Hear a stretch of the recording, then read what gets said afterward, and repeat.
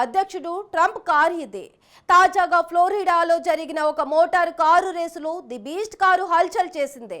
ఇదిలా ఉంటే the beast కారుకు అనేక ప్రత్యేకతలున్నాయి.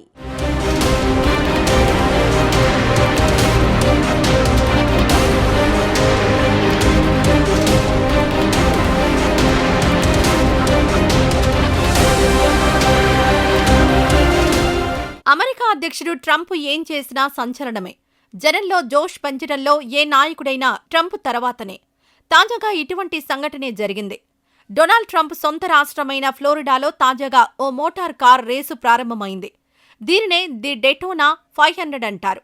కాగా ఈ రేస్ ప్రారంభానికి ఏకంగా అధ్యక్షుడు ట్రంప్ తన మోటార్ కేడ్లో ఉపయోగించే కారు ది బీస్ట్ను కూడా పంపారు.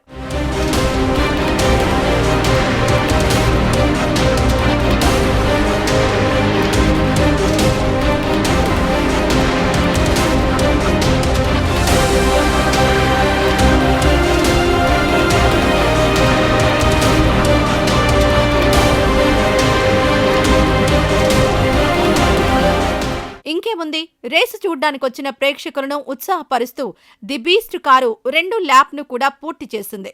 కాగా ఆ సమయంలో ట్రంప్ తన మనవరాలు కరోలినాతో కలిసి కారులో ఉన్నట్టు తెలుస్తోంది.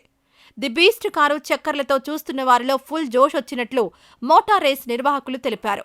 అంతేకాదు అధ్యక్షుడి విమానం ఎయిర్ ఫోర్స్ 1 కూడా ది డెటోనా 500 రేస్ జరుగుతున్న మైదానం చుట్టూ ఓ రౌండ్ వేసింది. కాగా అమెరికాలో ప్రతి ఏడాది ఎన్నో మోటార్ రేసులు జరుగుతుంటాయి.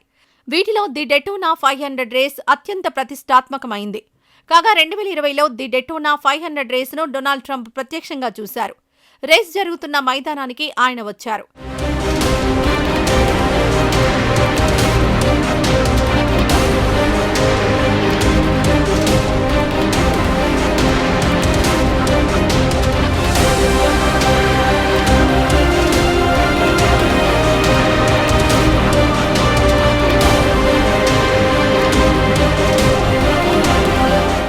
వాస్తవానికి అమెరికాలో ది బీస్ట్ కారుకు ఒక ప్రత్యేకత ఉంది. అమెరికా అధ్యక్షుడు ప్రయాణించే కారే ది బీస్ట్. ఈ కారును కాడిలాక్ 1 ఫస్ట్ కార్ అని కూడా అంటారు. అమెరికా అధ్యక్ష పదవిలో ఉన్నవారెవరైనా బయటకు వెళ్తే అక్కడ ది బీస్ట్ కారు అడుగు పెట్టాల్సిందే.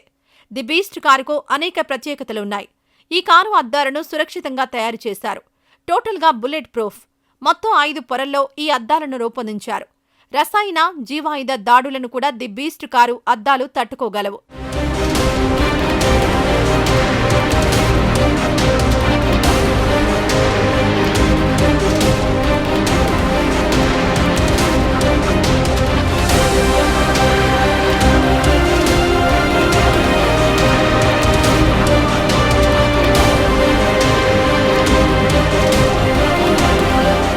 ఇక డ్రైవర్ క్యాబిన్లో జీపీఎస్ ట్రాకింగ్ వ్యవస్థ ఉంటుంది. కారు ఎక్కడ ఉన్నా వెంటనే తెలిసిపోతుంది. సాదాసీదా డ్రైవర్లు ఈ కారు నడపలేరు. ఈ కారు నడిపే డ్రైవర్లకు అమెరికా సీక్రెట్ సర్వీస్తో ముందుగా శిక్షణ ఇప్పిస్తారు. అంతేకాదు సదరు డ్రైవర్కు ప్రతిరోజు మెడికల్ టెస్టులు చేయిస్తుంటారు. అంతేకాదు కారులో అధ్యక్షుడు కూర్చునే కుర్చీ దగ్గర శాటిలైట్ ఫోన్ ఉంటుంది. దీంతో కారులో ప్రయాణిస్తూనే నేరుగా ఉపాధ్యక్షుడు లేదా పెంటగాన్ అధికారులతో ఫోన్ చేసి మాట్లాడవచ్చు.